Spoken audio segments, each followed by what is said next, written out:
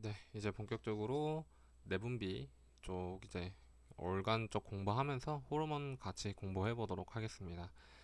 자, 가장 먼저 볼 거는 아무래도 이제 내분비계에서 가장 중요하게 보는 건 역시 피튜터리 글랜드, 뇌하수체겠죠. 그래서 뇌하수체가 어디 위치해 있냐? 그래서 구글링에서 갖고 온 이미지를 보면은 이렇게 뇌가 있고 저희 보시면은 이 밑에 이쪽 부분이 이제 시상 부분이고 이 시상 하부죠. 이제 말 그대로 탈라무스의 하이포 시상 하부에 있는 부분 위쪽 부분이 이제 시상 하부고 이 뇌하수체는 또 어디 달려 있냐? 그 뇌하수체 시상 하부가 보면은 아래 밑쪽으로 해서 이렇게 두 개의 주머니를 가지고 있어요. 두 개의 주머니를 가지고 있고 앞쪽을 저희가 이제 anterior pituitary, 뒤쪽을 posterior pituitary라고 부르고 이제 그래서 뇌하수체의 전엽과 후엽으로 구분이 되어 있습니다. 그래서 가장 중요한 거는 뇌분비계에서 여기 알파벳이 오류가 났네요. pituitary인데 잘못 적혀 있어요. 그래서 그 내분비계의 중간 관리자 역할을 하고 최종적으로 이제 최고 관리자 역할을 하는 거는 이 시상 하부죠. 위치는 이야기 드렸다시피 시상 하부 바로 밑에 존재하고 주머니 같이 생겼다는 거. 그래서 앞에 전엽, 뒤에 후엽으로 구분이 되어 있고요. 이제 전엽은 저희가 일반적으로 내분비 계열에서 그 말 그대로 샘의 역할을 하고 있습니다. 그래서 과정 자체로는 이제 시상하부에서 이 뇌하수체 전엽을 자극시키는 릴리징 호르몬을 분비를 시킵니다. 이제 분비를 하게 되면은 저희 뇌하수체 전엽에서 해당하는 호르몬들을 분비하는 형식으로 구성이 되어 있고요. 이 후엽 같은 경우에는 이제 사실 완전한 글랜드로 보기는 좀 애매하고 이제 흔히 얘기해서 널브, 이게 신경 덩어리가 뭉쳐져 있는 그 주머니라고 생각하시면 좋을 것 같아요. 자체적인 호르몬을 생산하기보다는 이 시상하부에서 내보내는 호르몬들을 이제 혈액에 분출하기 위한 일종의 다리라고 생각하시면 좋을 것 같아요. 이제 어쨌든 신경계 자체랑 그 혈액계 자체는 분비가 되어 이렇게 분리가 되어 있는데 이 뇌하수체에서 시상하부에서 보낸 호르몬을 신경계를 통해서 혈액으로 분출시켜주는 일종의 다리 역할이라고 생각하시면 좋을 것 같고요. 저희가 이제 관문이라고 생각하시면 될 거예요. 그래서 이 전엽과 후엽, 그러니까 시상하부 요 사이에는 이제 포털베인이라고 해서 저희가 관문이라고 부르는 것들이 있어요. 그래서 이렇게 통해 갖고 들어온 것들을 전엽 부분에서 해당하는 호르몬을 자극시켜서 내보내고 후엽은 시상하부에서 직접적으로 발생한 호르몬을 내보낸다라고 생각하시면 좋을 것 같습니다. 호르몬 종류가 상당히 많죠. 그래서 좀 보시게 되면은 이제 시상하부에서 전엽 그리고 타겟 올간으로 해갖고 요렇게 3단계를 3단계로 좀 이렇게 나눠져 있고 대표적으로 이제 시상하부에서 내보낸 호르몬 이제 성분비 호르몬이 있습니다. 이제 GnRH라고 부르는 성분비 호르몬들이 있고 이것들이 이제 전엽에서 자극을 주게 되면은 각각의 LH랑 FSH 각각 이제 생식샘 자극 호르몬들을 분비를 하게 되고 해당하는 타겟 올간으로 가서 이제 LH 같은 경우에는 저희가 그 남성 쪽에 성호르몬을 자극시키는 이제 고나드 쪽으로 가서 이제 성분비 호르몬을 자극을 시키고요. FSH 같은 경우에는 여성 생식기로 이제 에그 쪽으로 가서 그쪽에서 호르몬을 분비를 시키죠. 다음 거는 이제 시상하부에서 TRH라고 해서 갑상선 분비 호르몬을 분출을 시킵니다. 그럼 이거는 다시 전엽으로 가서 전엽에서 이제 해당하는 세포에서 TSH 갑상선 자극 호르몬을 분비를 시키고 저희가 타겟 올가는 타이로이드 갑상선으로 가서 T3, T4를 분비를 시키게 되죠. 다음 시상하부에서 PRH 이제 프로락틴 릴리징 호르몬이라고 해서 이제 유즙 분비 호르몬을 내보내게 됩니다. 그러면 전엽에서는 프로락틴 호르몬 자체를 유즙 자극 호르몬이죠. 여기서는 자극 호르몬을 이제 분비를 시키면서 머머리 쪽에서 유즙 분비를 할 수 있게끔 도와주게 되고요. GHRH라고 해서 이제 성장 분비 호르몬을 똑같이 시상하부에서 분비를 하게 되고 전엽에 해당하는 부분에서 그로스 호르몬, 성장 호르몬을 이제 분비를 하게 됩니다. 이제 성장 호르몬 같은 경우에는 타겟 organ이 좀 여러 가지가 있어요. 저희가 흔히 얘기하는 간이나 뼈 또는 근육, 그러니까 리버, 본, 머슬 쪽으로 가서 우리 몸을 성장시키는 그런 호르몬들을 이제 받음으로써 몸이 성장할 수 있게끔 도와주게 되죠. 또 가장 또 중요하게 알아주셔야 되는 건 아무래도 이 CRH, ACTH, 아드레날 콜텍스로 이어지는 이 관계를 좀 알아주셔야 되고요. 시상하부에서 CRH, 부신 겉질 분비 호르몬을 이제 내보내게 되면은 뇌하체 전엽에 해당하는 부분에서 ACTH, 부신 겉질 자극 호르몬을 분비를 하게 되고, 이게 저희가 이제 아드레날, 저희가 흔히 얘기하는 부신으로 가서, 부신 중에서도 부신은 또 다시 겉질과 속질로 구분이 되어 있는데, 겉질에 콜텍스로 가갖고 이제 호르몬들을 분비하게 되죠. 저희가 이제 중환자실에서도 마찬가지고 내분비 계열 쪽에서도 마찬가지인 게, 환자분이 전반적으로 제너럴 위크니스가 있고 이제 이런 환자 기력 호전이 보이지 않으면은 하는 검사 중에 신학텐 검사가 있죠. 이 신학텐 검사가 이 ACTH랑 관련되어 있다라는 것까지 같이 알아주시면 좋을 것 같고요. 이제 이게 전엽에서 나오는 호르몬들이었다면 이제 후엽을 통해서 해당 나오는 호르몬들을 보시게 되면은 사실상 시상 하부에서 직접적으로 분비를 하고, 이거는 이제 타겟 올간이 해당하는 부분으로 바로 가서 자극을 합니다. 시상 하부에서 이제 내분비하는 호르몬 중에 후엽을 걸쳐서 나가는 거는 대표적인 게 ADH, 이제 항인효 호르몬이죠. 항인효 호르몬은 키드니 쪽으로 가서 환자의 소변을 조절을 하고요. 옥시토신은 이제 타겟 올간이 자궁으로 가서 해당하는 호르몬들을 이제 예를 들어서 자궁 수축이라든지 이완 같은 거를 이제 주로 하게 돼 있습니다. 이게 기본적인 호르몬의 종류고요. 바로 뇌하수체 전엽 질환으로 갈 거예요. 그래서 보시게 되면 뇌하수체 전엽에 전반적으로 문제가 생기는 건 아무래도 뇌하수체 종양이나 또는 기능 저하증이 있겠죠. 그래서 요거는 조금 뒤에서 설명을 드릴 거고, 이제 여러 가지 호르몬들이 있는데 그 중에서도 이제 많이 다루는 것들 위주로 좀 정리를 해봤어요. 대표적으로 프로락틴 같은 경우에는 이제 이게 문제가 생기게 되면은 하이퍼 프로락티노마라고 해서 과다증이 생기는 거예요. 프로락틴이 몸에 과다하게 생겨서 결국에는 어떤 게 생기냐면 프로락티노마라고 하는 이제 이제 종양이 생기는 거죠. 몸에 프로락티노마가 생기게 되고요. 그로스 호르몬 같은 경우에는 과다하게 분비가 되면은 이제 말단 비대증이라든지 여기서 말하는 아크로메갈리라 또는 거인증이라고 하죠. 네, 말단 비대증과 거인증의 가장 큰 차이점은 이제 성장 호르몬이 나오는 건 똑같지만 성장판이 닫히는 시기에서 더 나오냐, 심하게 나오냐, 또는 유년기 시절 성장판이 열려 있는 시기에 이 그로스 호르몬이 과다하게 작용해서 생기느냐의 차이고, 말단 비대증 같은 경우에는 성장판이 닫혀서 더 이상 뭐 이런 신장의 성장 같은 것들이 이제 멈췄는데도 불구하고 성장 호르몬이 과다하게 나와서, 특히 뭐 예를 들어서 이마라든지 또는 턱 부분이라든지 손끝, 발끝 부분이 계속 커지는 그 질환을 의미를 하고요. 이 다음에 이 소인증이라고 부르는 크레티니즘이라고 부르는 것들은 저희가 아시다시피 난쟁이병이라고 부르는 그런 질환이라는 거 아시면 좋을 것 같고, TSH 관련해서는 이제 TSH가 저희가 여기서 보시는 것처럼 갑상선 자극 호르몬이었죠.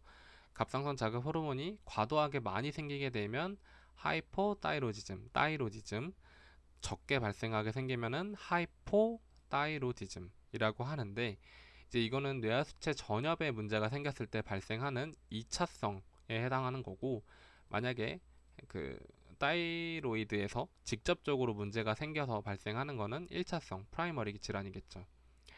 ACTH 같은 경우에는 이제 이게 과도하게 많이 발생해서 생기는 질환은 쿠싱이 있을 거고요. 만약에 조금 감소해서 생기는 거라고 하면은 에디슨 질환이 있을 겁니다. FSH나 LH 같은 경우에는 사실 이게 부인과 쪽에서 다루는 문제이기 때문에 여기서는 조금 패스하도록 하겠습니다. 네, 선생님들이 좀 아셔야 되는 건 이 뇌하수체 전엽에, 특히 뇌하수체 종양이 생겼을 때 흔히 이제 반맹시아라고 하는 증상이 생겨요. 이제 성인간호학에서 이제 자세하게 알려주시는 교수님들이 있으시는 반면에 그냥 간단하게 짚고 넘어가시는 분이 있어요. 왜냐면 국가고시 내에 있는 항목을 어쨌든 교육을 하시는 거다 보니까 이렇게 자세하게 다루시진 않는 부분이거든요. 근데 이제 내분비내과나 또는 신경과 쪽에서 일하시게 되는 선생님들은 이 반맹시야가 왜 생기는지를 좀 아셔야 돼요. 특히 이제 뇌하수체 종양으로 생기는 경우 반맹시야가 왜 생기냐면, 저희가 이제 이렇게 보시면은 안구가 이렇게 있고요. 그림을 좀 못 그리긴 했습니다. 안구가 있고, 이 안구 자체에서 이제 하나의 빛을 받고, 이렇게 안구 자체에서 하나의 신경을 통해서 저희가 시야를 확인하는 게 아니라, 이제 보시게 되면 이 안쪽, 저희 코 쪽에서 가까운 부분이겠죠. 이 코 쪽에 있는 시야는 이렇게 들어와서 빛을 받고 들어와서 시야 자체를 인식을 하려면 대뇌 쪽으로 가기 위해서 양쪽으로 서로 교차를 하게 됩니다. 여기가 이제 시야 교차 부분이 되겠고요. 그 바깥쪽 시야 같은 경우에는 들어와서 바깥쪽으로 해갖고 이렇게 안으로 들어와서 결국에는 뇌 안에서 시야를 인식을 하는 그런 이제 메커니즘을 갖고 있는데, 이 피튜트리 글랜드, 특히 뇌하수체가 어디 존재하냐면 이 시야가 교차하는 부분, 이 크로스가 되는 부분의 앞부분에 존재를 합니다. 근데 뇌하수체 종양이 생기는 경우에는 이 피튜트리 글랜드 자체가 커져 버리겠죠. 그래서 이 시야가 교차하는 부분을 압박을 할 거고, 결과적으로 문제가 생기는 거는 이 안쪽 시야, 이 안쪽 시야가 문제가 생길 거예요. 그러면 이제 의문이 들 수 있겠죠. 안쪽 시야가 문제가 생기면 그러면은 실제적으로 시야를 볼 때는 안쪽은 안 보이고 바깥쪽 시야가 보일까요? 과연 그럴까요? 한번 생각을 해보면 좋습니다. 네, 단순하게 생각을 해보시면 이제 들어오는 빛 자체로는 이제 안쪽 시야 쪽 그 시야 교차로가 눌려 있으니까 안쪽에 안 보이는 게 맞겠죠. 근데 이제 실제로는 저희가 이제 빛의 굴절이라는 게 있죠. 사실 문과여서 정확하게 잘 알지는 못해요. 근데 이제 저희가 시야를 받아들일 때 빛은 사방에서 이렇게 들어올 겁니다. 근데 그 중에서도 이제 바깥쪽 빛 부분은 안쪽으로 들어와서 이 안구 안쪽에 이제 시야가 형성이 될 건데, 자, 이쪽 반대쪽도 마찬가지고요. 빛이 이렇게 들어와서 안쪽에 시야가 맺힐 겁니다. 근데 지금 안쪽에 시야가 겹쳐져, 이 교차로가 지금 커져 있는 상태에서 압박을 받는 상황이죠. 그렇게 되면 이렇게 들어와서 이쪽으로 맺혀야 되는 시야는 바깥쪽 시야가 될 거고, 이렇게 들어와서 이 안쪽이 겹쳐져 있으니까 결과적으로는 이 안쪽 안구가 안 보이는 것은 맞지만 그게 지금 저희가 보는 부분은 바깥쪽 시야라는 거죠. 그래서 실제로 이제 이렇게 반맹시야가 생긴 경우에는 안쪽 시야, 그러니까 안쪽 시야, 바깥쪽에 맺히는 상만 보이게 되는 거고요. 이쪽도 마찬가지로. 근데 이제 반면에 이제 바깥쪽에서 들어온 시야는 안쪽 안구에 시야가 맺히기 때문에 결과적으로 문제가 생기는 거는 안쪽 시야지만 바깥쪽 시야가 안 보이게 되는 경우를 의미합니다. 그래서 실제로 이제 환자분들한테는, 이런 환자분들한테는 바깥쪽에서 이렇게 들어와서 설명을 드리고 간호를 제공하는 것보다는 완전히 환자의 시야 앞에 나타나서 천천히 접근하는 게 환자한테도 더 효과적이겠죠. 바깥쪽에서 아무리 설명해봤자 이해를 좀 못하시고 좀 힘들어 하실 거예요. 네, 이제 본격적으로 조금 질환을 이야기 드릴 거고, 저희가 이제 프로락틴이 과도하게 생겨서 생기는 질환은 이제 프로락틴 로마, 프로락틴 선종이라고 했죠. 아유, 자꾸 이렇게 오타가 생길까요? 프로락틴 선종입니다. 이제 뇌하수체 선종 중에 가장 흔한 선종이고, 프로락틴 자체도 이제 여성뿐만이 아니라 남자한테도 분비가 되는 호르몬이에요. 그래서 남자한테도 발생할 수 있고요. 근데 이제 이게 특히나 여성분한테 이제 생기게 되면은 이제 무월경이라든지 이제 임신을 하지 않은 상태에서도 저분비가 되고요. 불임 등도 지속이 될 수 있습니다. 근데 이 프로락틴 선종 같은 경우에는 어쨌든 이 선종 자체가 생기는 질환은 이제 원인 검사나 이런 거를 할 때 먼저 확인해 보는 건 먹는 약을 확인을 해보는 방법이에요. 그래서 혹시나 뭐 환자가 할로페리돌이라든지 맥페란이라든지 시메티딘 같이 이런 약들을 복용할 때 이 약들의 특징적인 것은 도파민을 억제하는 이런 작용을 보이게 되는데, 이제 저희가 아셔야 되는 건 기본적으로 도파민이랑 이 프로락틴 자체는 서로 좀 기랑하기 때문에 도파민을 억제한다? 그 말은 즉슨 프로락틴은 증가할 수 있겠죠. 그래서 실제로는 프로락틴 선종이 아니고 의인성이에요. 이 약을 끊게 되면은 즉시 조금씩 증상이 호전되면서 괜찮아지는데, 이제 그게 아니고 약물 치료를 하면서도 반응이 없는 경우에는 이제 실제로 외과적인 수술을 하게 되고, 그러면 이 뇌하수체 선종은 어떻게 수술을 하냐? 저희가 처음으로 넘어와서 보면은 이제 여기 부분을 이제 어쨌든 절개를 해내거나 이제 조금 잘라내야 되거나 하는 경우가 생기겠죠. 그러면 이제 이 두개골 전체를 다 이렇게 오픈을 해서 하다 보면은 너무 깊이가 깊게 있기 때문에 위험하고, 아마 선생님들 중에 이제 그런 쪽에 관심이 있는 분들은 아실 거예요. 실제로는 이제 저희가 나비뼈 수술이라고 해갖고 코 안쪽으로 이렇게 관을 집어넣습니다. 그래서 그 안쪽에 있는 벽을 뚫은 상태에서 여기 부분만 수술을 해요. 그래서 최소한의 절개로 이제 수술을 하는 경우인 거죠. 이런 식으로도 수술이 가능하다는 거고, 이 아크로메갈리, 다음에 볼 건 아크로메갈리 말단 비대증이고, 왜 생기냐면 이제 아무래도 그로스 호르몬의 과다 생성으로 발생하겠죠. 특히 성인이 된 이후, 성장판이 닫힌 이후에 그로스 호르몬이 과다하게 생기는 경우 말단 비대증이 발생을 하고요. 아까 이야기 드렸다시피 손이나 발, 이마, 턱 등, 그러니까 말단 부위에 그런 그로스 호르몬이 과다하게 발생을 하면서 성장판이 닫혀 있는 상태에서 더 성장은 이루어지진 않는데, 이제 이런 부분들이 좀 심하게 커지는 증상을 나타나게 되고, 결과적으로는 이게 나중에 심혈관 합병증이 좀 심각하게 발생해서 사망 위험률이 좀 높아진다고 알려져 있습니다. 그래서 첫 시간에 이야기 드렸던 것처럼 이 IGF-1을 통해서 선별 검사를 우선적으로 하게 되고, 이 성장 호르몬이라는 것 자체가 어쨌든, 죄송해요. 저희 집 고양이가 갑자기 울어서, 예, 워낙에 나이가 많은 고령의 고양이다 보니까 가끔 저럴 때가 있습니다.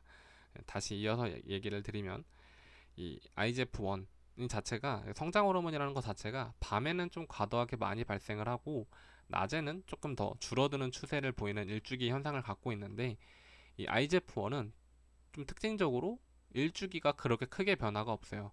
그래서 언제든지 검사해도 이 IGF-1은 일정하게 검사가 되기 때문에 이제 선별검사에서는 IGF-1을 검사를 합니다. 이제 뇌하수체 기능 저하증, 이제 심텀을 보게 되면 전반적으로 기능이 다 떨어져 있는 거겠죠. 그래서 ACTH도 당연히 분비가 안 될 거니까 ACTH 결과적으로 부신에 문제가 생기는 거고, 부신에서 하는 게 뭐죠? 알도스테론 분비가 되죠. 알도스테론 분비가 떨어지면서 BP도 떨어질 거고, 환자 알도스테론 역할 중에 하나가 소듐을 재흡수하는 거죠. 소듐 흡수도 안 되니까 전하트륨 혈증도 올 거고요. 전반적으로 전신세약이 발생을 할 겁니다. 그래서 이 전신세약을 검사하기 위해서 환자가 혹시나 뇌하수체 기능이 문제가 있는지, ACTH 자체에 문제가 있는지 보기 위해서 하는 검사가 신학템 검사라는 거 알고 가시면 좋을 것 같고요. 전반적으로 이제 갑상선 자극을 하는 호르몬도 떨어져 있을 테니까 갑상선 기능 저하도 올 거고요. 성 호르몬도 분비가 안 될 거니까 무월경이나 불임 같은 증상도 올 거고, 이제 간혹 가다가 남성분들 같은 경우에는 발기부전이 오는 경우도 있다고 합니다. 프로락틴 같은 경우에도 감소가 되니까 이제 산부 같은 경우에는 유즙 분비도 감소가 될 거고요. 특히 또 알아두셔야 되는 건 후엽에서 이제 발생한다고 알려져 있는 이 ADH도 감소하니까 전반적으로 소변량이 증가하는 요붕증도 발생할 수 있을 거고요. 나머지 부분은 보시면 되는데, 그 뇌하체 기능 저하증이 발생하는 원인이 크게 두 가지로 알려져 있어요. 이 뇌하수체 졸증이라든지 쉬한증후군이라든지 많이 알려져 있고, 제가 학부생일 때 수업을 들을 때는 이 뇌하수체 졸증에 대해서는 크게 케이스를 좀 못 봤고 설명을 좀 많이 못 들었어요. 교육을 좀 많이 못 받았는데, 이 쉬한증후군은 들어봤었거든요. 일단 뇌하수체 졸증부터 보면은 말 그대로 뇌하수체 종양이 점점 커지다가 터지는 거예요. 터져서 급성으로 블리딩이 생기게 되면은 요거는 응급으로 바로 수술을 해야 되는 경우인 거고, 결과적으로는 뇌하수체가 터지니까 기능을 못 하겠죠. 그래서 기능 저하증이 발생하는 거고요. 쉬한 증후군은 특징적으로 이제 인부가 어쨌든 산 후에 산후출혈이 있을 수도 있죠. 근데 이 산후출혈이 급성적으로 조절이 안 되고 계속해서 블리딩이 있는 경우에는 급성 허혈성 괴사, 그러니까 이 뇌하수체도 어쨌든 우리 몸의 한 부분의 장기이기 때문에 이 블리딩이 있으면 그쪽으로 가는 혈액량이 줄어들겠죠. 그래서 이제 허혈성으로 이스케믹하게 괴사가 발생하는 거고, 실제로 제가 중환자실에서 근무를 하면서 이런 케이스를 봤습니다. 정말 이제 케이스가 안 좋은 케이스여서 이제 어쨌든 급성기적으로 신경과 쪽으로 치료를 하시고 지금은 다른 병원으로 전화를 가시긴 했지만 정말 안 좋은 케이스여서 이거는 급성기적으로 빠르게 케어해 주셔야 되는 거고요. 그래서 이런 기능 부전일 때는 어떤 식으로 이제 테스트를 먼저 하냐, 이제 다른 거랑 다르게 전반적으로 기능이 다 떨어져 있는 거다 보니까 일단은 칵테일 요법을 사용을 합니다. 칵테일 요법이라는 거는 이제 여러 가지 약물을 한 번에 믹스를 해서 환자한테 투약을 하는 거고, 이제 가장 문제가 되는 그 당들을 이제 내분비 호르몬들을 투여를 해보는 거예요. 인슐린이라든지 또는 TRH라든지 THRH라든지 이런 성분비 자극 호르몬, 또는 뭐 이런 갑상선을 자극시킬 수 있는 호르몬들이라든지 인슐린을 투여해서 이제 맞춰갖고 확인해 보는 거고, 만약에 인슐린 같은 경우에 투여를 했을 때 우리 몸에서는 혈당이 낮아지니까 보상 기전으로 해서 그로스 호르몬이라든지, 네, 그 그로스 호르몬이라든지 ACTH, 이제 부신을 자극할 수 있는 호르몬들을 발생을 시켜서 당을 올리겠죠. 근데 그게 아니면은 이제 전반적으로 기능이 떨어져 있다라는 걸 판단을 할 수가 있고요. TRH나 이 성호르몬을 투여하는 것도 그 이유로 마찬가지로 똑같이 투여한다고 생각하시면 좋을 것 같아요. 자, 이럴 때는 그 트리트를 어떻게 하냐면 이제 해당하는 부분에 타겟 호르몬을 인공적으로 저희가 공급을 해줍니다. 왜 이제 TRH라든지 뭐 LHRH라든지 또는 뭐 이런 ACTH 이런 전 단계 상위 기관에서 분비하는 호르몬을 투여를 하지 않냐면 사실 코스트적인 문제가 좀 큽니다. 그래서 직접적으로 타겟셀에 해당하는 부분에 호르몬을 투여함으로써 빠르게 효과도 볼 수 있고 코스트적으로도 조금 더 저렴하기 때문에 이런 식으로 투여를 하고, 일반적으로는 순서가 정해져 있어요. 콜티솔, 다음에 사이로이드 호르몬, 다음엔 이제 성호르몬 순서로 투여를 하게 돼 있고요. 왜 콜티솔을 먼저 투여를 하냐면 이제 대표적인 이유로 사이로이드 호르몬을 투여를 하게 되면 저희가 죄송해요. 저희 집 고양이가 그 방에 갇혀 있다 보니까 나가고 싶었나 봐요. 그래서 문을 다시 열어줬고 방해가 없을 겁니다. 이제 그 다시 이야기 드리면 사이로이드 호르몬을 투여를 하게 되면 이제 아무래도 갑상선 기능 호르몬을 투여하게 되면서 우리 몸에서는 항진증이 일어날 거예요. 사이로이드 호르몬 자체가 우리 몸의 이제 기능을 항진시켜주는 그런 호르몬들이잖아요. T3, T4를 투여하게 되면은 기능성이 항진이 되면서 우리 몸도 이제 흥분 상태가 됩니다. 근데 이때 콜티솔이 받쳐주지 못하면은 이제 이게 이 부신 호르몬이 부족하게 생기는 질환들이 더 악화가 될 거라서 1차적으로는 콜티솔을 먼저 투여를 하는 이유도 있고, 두 번째는 생각보다 콜티솔 자체가 하는 역할이 정말 많아요. 스트레스 호르몬 자체가 이제 아까 이야기 드린 것처럼 뭐 당을 조절하는 것도 있고 전반적으로 저희 몸의 이 기력을 조절하는 그런 기전도 있기 때문에 우선적으로 더 급한 콜티솔을 먼저 투여를 하고 그 다음에 사이로이드 호르몬, 다음에 성호르몬 순서대로 투여하는 방법이 정해져 있습니다. 요 순서 같이 기억해 주시면 좋을 것 같습니다. 어떻게 얘기하다 보니까 아직까지도 그 뇌하수체 호르몬 쪽이 안 끝났어요. 이제 여기 조금 더 자세하게 설명드리고 뇌하수체 호르몬 마무리 짓도록 하겠습니다. 다음은 이제 저희가 SIADH, DI라고 부르는 항이뇨 호르몬 부적절 분비 증후군이랑 요붕증, 이렇게 두 가지 있을 거고, 이제 ADH는 저희가 뇌하수체 후엽에서 발생한 호르몬으로 알려져 있죠. 항이뇨 호르몬 자체는, 네, 이 항이뇨 호르몬이 과다하게 발생하는 증후군이랑 이제 분비가 되지 않는 질환, 이렇게 두 가지 나눠서 볼 거고요.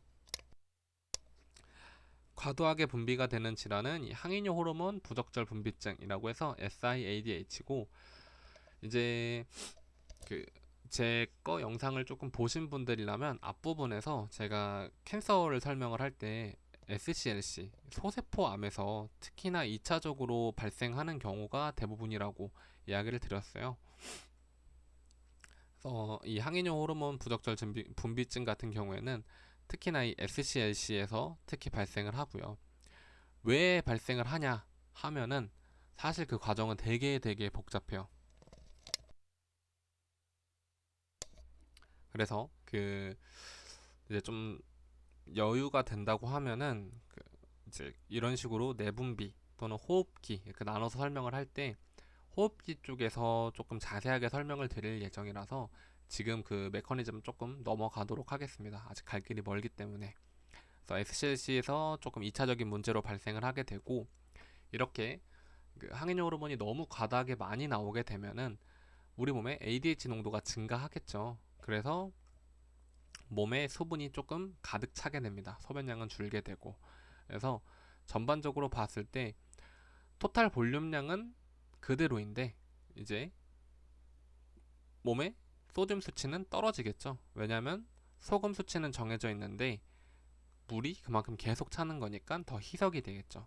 그래서 일단은 자체적인 약 투약도 마찬가지겠지만 사실 이 SCLC 때문에 발생한 질환이라고 하면은 이 소세포암을 치료하는 수밖에 없고, 일단은 기본적으로는 대증 치료가 우선적입니다. 그래서 수분 제한해주는 게 가장 1번적이고, 만약에 이 하이포나트리미아 때문에 발생하는 신경학적 증상이 있다고 하면은 그때는 이제 NaCl이나 또는 3% 고장성 그 노멀 셀라인을 사용하는 게 방법이 될 수 있을 겁니다.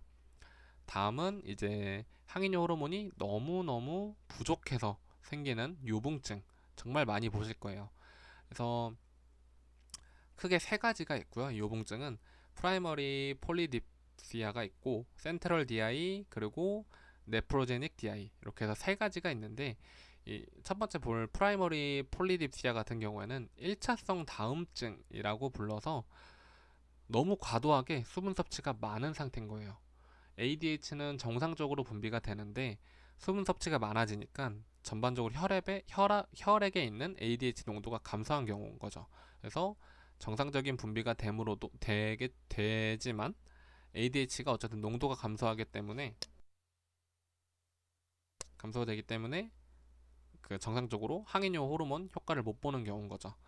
문제가 되는 건 이 센트럴 DI랑 네프로제닉 DI 두 가지고요. 이제 내분비계 쪽에서 볼 경우에는 센트럴 DI 중추성 요붕증, 이게 가장 문제가 됩니다. 뇌하수체 후엽 자체에서 ADH 분비가 아예 되지 않는 경우에요. 분비는 이제 뭐 시상하부에서는 많이 주지만 이제 어떤 특정적인 이유 때문에 이 후엽을 통과하지 못해서 혈액으로 못 들어오는 경우가 이제 이 센트럴 DI에 해당하는 부분이고요. 네프로제닉 DI 같은 경우에는 분비는 해요. 여기도 또 오타가 있네요. 죄송해요. 이제 ADH를 정상적으로 분비는 하는데 이 ADH 자체에서 이 신장에서 ADH를 못 받아들이는 경우인 거예요.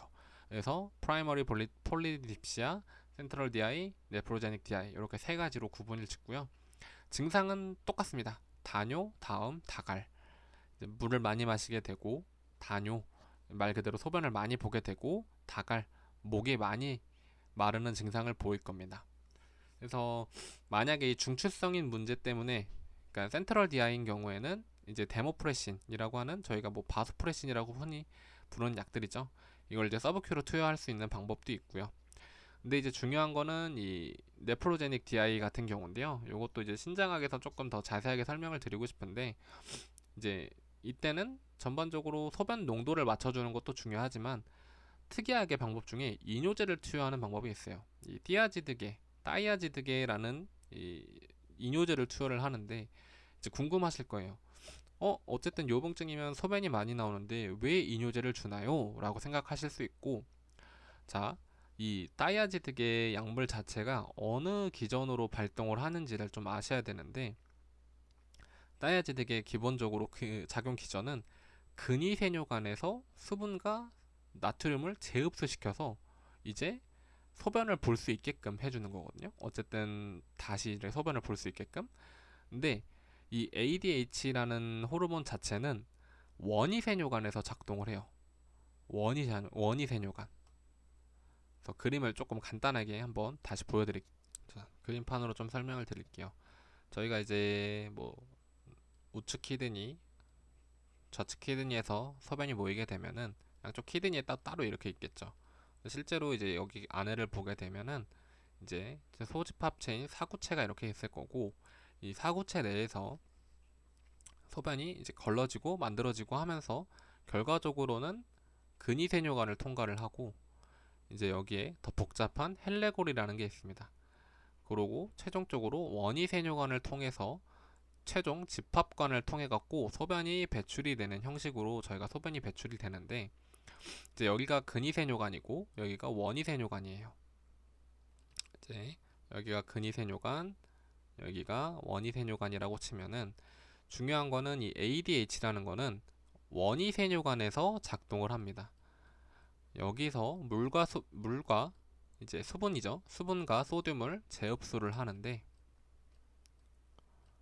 저희가 H2O라고 하는 이렇게 해서 여기서 작용을 합니다. 근데 지금 전반적으로 신성 요봉증 같은 경우에는 이 ADH가 제대로 신장 내에서 작용을 못하는 거죠. 그래서 원위세뇨관에서 이 ADH 작용이 떨어지다 보니까 여기서 걸러지지 못하고 수분이랑 이제 소듐 배출이 과도하게 이루어지는 거죠.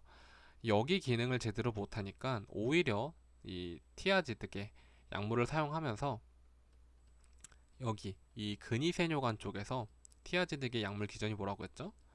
맞아요. 소듐이랑 수분 H2O를 여기서 흡수를 시키는 겁니다. 그래서 멀리 가지 않고 이 앞쪽 부분에서 일종의 보상작용식으로 해서 여기서 이제 나트륨이랑 물을 재흡수를 시켜서 소변을 보유하게끔 해주는 거죠.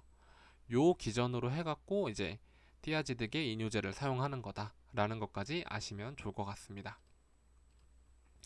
그래서 결과적으로는 소변량이 감소한다라는 것까지 아시면 좋을 것 같고, 이렇게 해서 네아스티 쪽은 마무리하고 다음에 아드레날 글랜드 그리고 타이로이드 글랜드 이렇게 해서 내분비는 마무리 짓도록 하겠습니다.